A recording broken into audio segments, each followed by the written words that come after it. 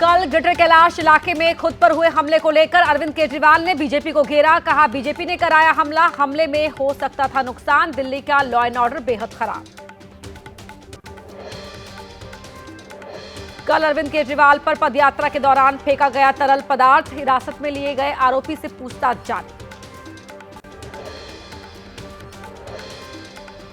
केजरीवाल पर हमला करने वाला अशोक झा खानपुर बस डिपो में 2019 से करता है काम। डिपो के होमगार्ड के मुताबिक अशोक ने एक छुट्टी 25 नवंबर को ली थी, दूसरी कल ली थी। किसी पॉलिटिकल पार्टी से संपर्क की जानकारी से किया इनकार। आम आदमी पार्टी के विधायक नरेश बालियान को दिल्ली पुलिस ने किया गिरफ्तार। गैंगस्टर ऑडियो केस में की कार्रवाई। बीजेपी ने ऑडियो क्लिप जारी कर गैंगस्टर से साठगांठ के लगाए थे आरोप।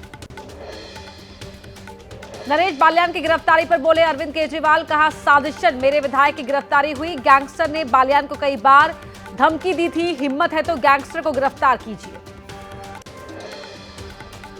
बीजेपी नेता कैलाश गहलोत ने आम आदमी पार्टी पर बोला हमला। कहा, आम आदमी पार्टी के सिद्धांतों में हुआ बड़ा बदलाव, भ्रष्टाचार में लिप्त लोगों को पार्टी दे रही है टिकट, आपराधिक इतिहास रखने वालों को दी जा रही है जगह। विधानसभा चुनाव की तैयारियों को लेकर दिल्ली बीजेपी की बड़ी बैठक। चुनाव के लिए बनाई गई सभी समितियों की मीटिंग में आगे की रणनीतियों को लेकर मंथन। बैठक में दिल्ली बीजेपी के अध्यक्ष वीरेंद्र सचदेवा, पार्टी के 7 सांसद विजय गोयल, अरविंदर सिंह लवली समेत कैलाश गहलोत भी रहे मौजूद। दिसंबर के दूसरे हफ्ते में शुरू होगी बीजेपी की परिवर्तन यात्रा। दिल्ली बीजेपी के अध्यक्ष वीरेंद्र सचदेवा ने कहा, दिल्ली से भ्रष्टाचारी सरकार की रवानगी का वक्त आ चुका है।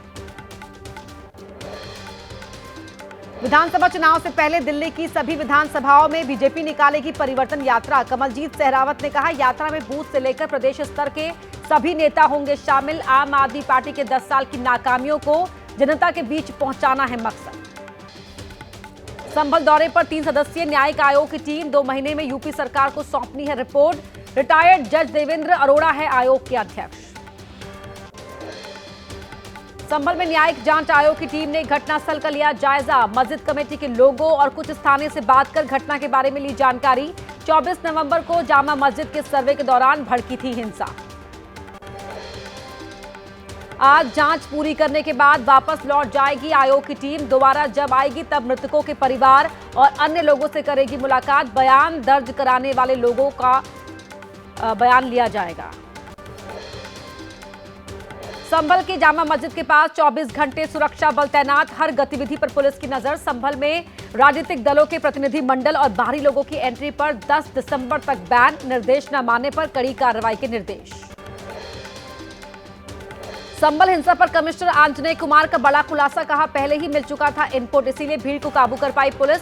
कामयाब नहीं होने दिए गए मंसूबे।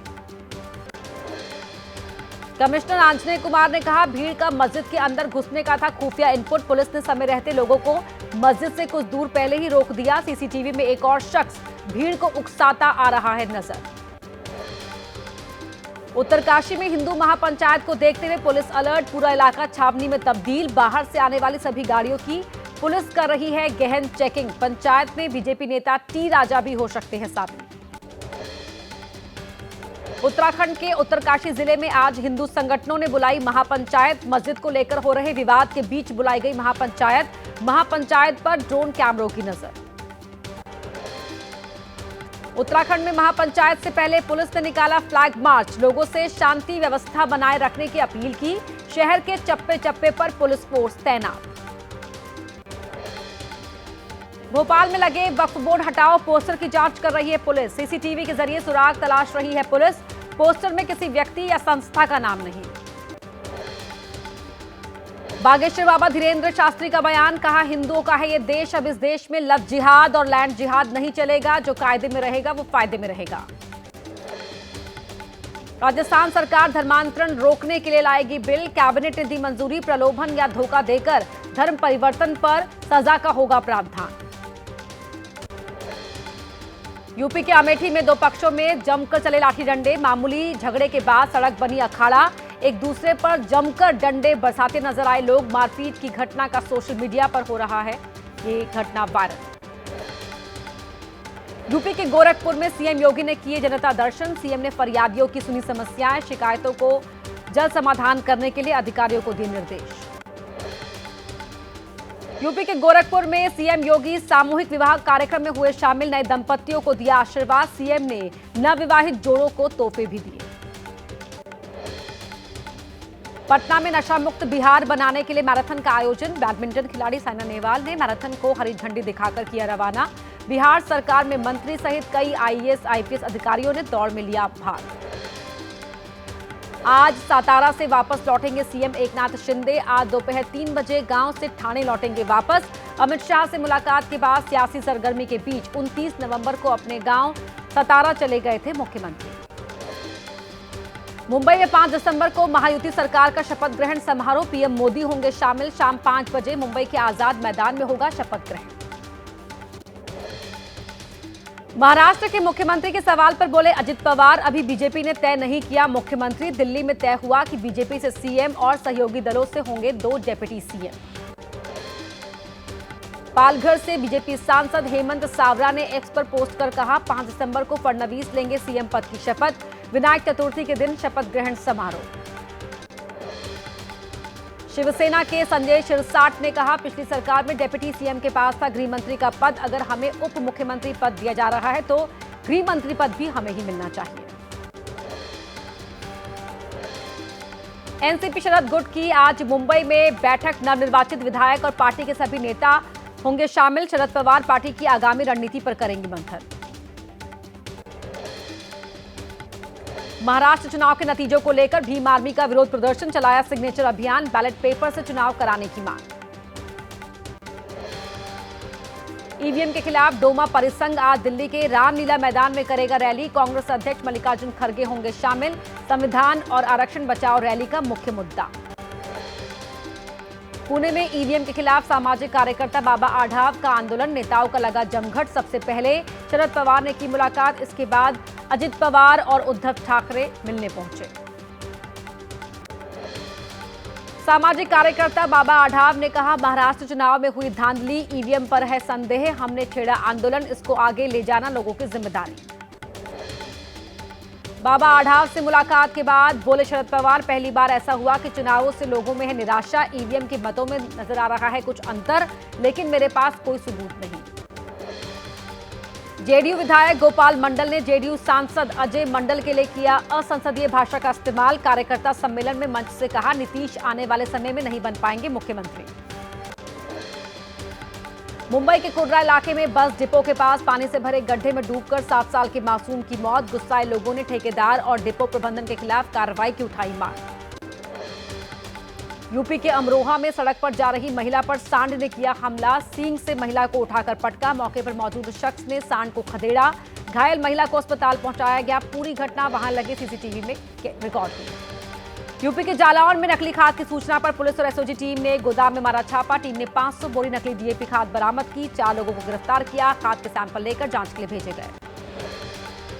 शिमला के सोलंग में बूढ़ी दिवाली पर दिखा अद्भुत नजारा। हाथों में मशाल लेकर नृत्य करते दिखे लोग। राजा रामचंद्र के अयोध्या आगमन पर मनाई जाती है बूढ़ी दिवाली। 4 दिन तक चलता है बूढ़ी दिवाली का पर्व। यूपी के शामली में हाईटेंशन लाइन की चपेट में आने से ट्रॉली पर लदी पराली में लगी आग। देखते ही देखते कार पर पलटी ट्रॉली। कार और ट्रॉली जलकर खाक। वीडियो हुआ वायरल। बंगाल की खाड़ी के ऊपर उठा चक्रवाती तूफान फेंगल का जबरदस्त असर। भारी बारिश के बाद पुडुचेरी के रेनबो नगर इलाके में बाढ़ जैसे हालात। कल शाम पुडुचेरी के कराईकल और तमिलनाडु के महाबलीपुरम के बीच हुआ था फेंगल तूफान का लैंडफॉल। पुडुचेरी में तूफान फेंगल से भारी बारिश। शहर के कई हिस्सों में भरा पानी। लोगों को आने जाने में हो रही है मुश्किलें। राहत बचाव टीम रेस्क्यू ऑपरेशन में लगी। लोगों को सुरक्षित जगहों पर पहुंचाया जा रहा है।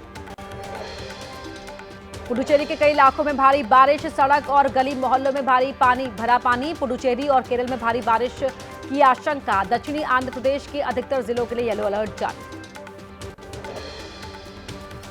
पुडुचेरी में कल शाम 7 बजे टकराया था तूफान फेंगल। तूफान के चलते जोरदार बारिश से जलजमाव। नाव से लोगों का किया जा रहा है रेस्क्यू। बाढ़ के पानी में डूबे कई इलाके। कमर से ऊपर तक भरा पानी। तमिलनाडु के कुड्डालोर इलाके में भारी बरसात के बाद लोगों के घरों में घुसा पानी। सड़क और गलियां भी पानी से लबालब। घरों में फंसे लोगों के रेस्क्यू में जुटी राहत और बचाव टीम। आंध्र प्रदेश के तटीय जिलों में दिखा तूफान फेंगल का असर। विशाखापट्टनम में भारी बरसात। कई इलाकों में भरा पानी। आज भी आंध्र प्रदेश में बारिश का येलो अलर्ट जारी। पेंगल तूफान के बीच चेन्नई एयरपोर्ट से डराने वाली तस्वीर आई सामने। कल चेन्नई एयरपोर्ट पर विमान को लैंड कराने की कोशिश, लेकिन खराब मौसम की वजह से नहीं हो पाई लैंडिंग। समय रहते पायलट ने विमान को संभाला। कश्मीर से लेकर लेह लद्दाख में जमकर हो रही है बर्फबारी। जोजिला पास पर बर्फबारी से जमी बर्फ की मोटी चादर। श्रीनगर लेह हाईवे पर यातायात पूरी तरह से प्रभावित। बीआरओ की टीम बर्फ को सड़क से हटाने में जुटी। कई इंच तक हाईवे पर जमी हुई है बर्फ। दिल्ली में हवा के साथ साथ पानी भी जहरीला। कालिंदी कुंज इलाके में यमुना नदी पर तैर रहा है जहरीला झाग। लगातार पिछले कई दिन से यमुना के पानी में बने हुए हैं खराब हालात। हैदराबाद के इस्कॉन मंदिर में बांग्लादेशी हिंदुओं की सुरक्षा के लिए प्रार्थना। बांग्लादेश में हिंदुओं पर हो रहे अत्याचार और हमले का जताया विरोध। बांग्लादेश में एक और हिंदू पुजारी गिरफ्तार। सूत्रों के मुताबिक श्यामदास प्रभु की 30 नवंबर को हुई गिरफ्तारी। बिना किसी आधिकारिक वारंट के किया गया अरेस्ट। बांग्लादेश में माइनॉरिटीज पर हमले। आज दुनिया भर के इस्कॉन मंदिरों में प्रार्थना। बांग्लादेश के हिंदू भक्तों और अल्पसंख्यकों की सुरक्षा के लिए वैश्विक प्रार्थना सभा। कथावाचक देवकीनंदन ठाकुर ने कहा, बांग्लादेश की सरकार सोची समझी साजिश के तहत हिंदुओं पर करवा रही है हमला। आखिर यूएन कर क्या रहा है।